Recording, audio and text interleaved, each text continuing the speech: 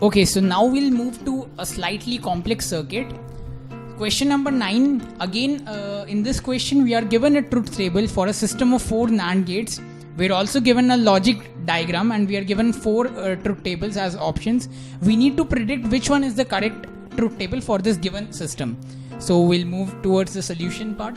Again, we have to know, like in the last question we discussed, it is an AND gate connect to a series of NOT gate.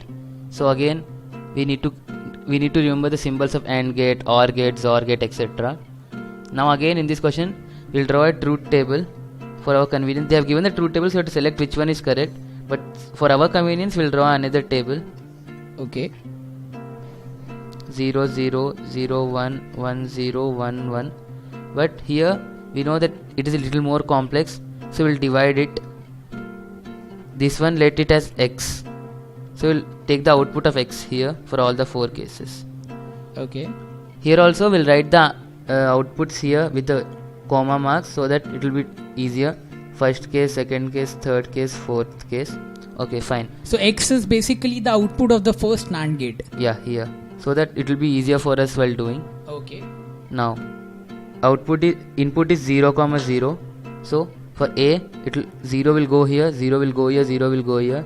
0 and 0 for AND gate gives rise to 0 and NOT gate. So here the output will be 1. Okay. Here the first input was 0 because the 0 has to pass on. Here output is 0. Input is 0. Now we know to this inputs are 0 and 1. It is an AND gate. So 0 and 1 gives rise to 0. But again a NOT gate. So it will be 1. So 1 will come here. Same. Right. 1 and 0 here. So 1 will come here. 1 and 1 AND gate gives rise to 1. But a NOT gate. So it will give rise to 0. Similarly here the output of X was 1. Now the second case 0 and 1. B, here the 1 will go and from A 0 will go. 0 and 1 AND gate gives rise to 0, NOT gate gives rise to 1. Again 1 here. So here 0 and 1 will be there and 1 here. 0 and 0 because here A is 0, B is 1. 0 and from here X is 1.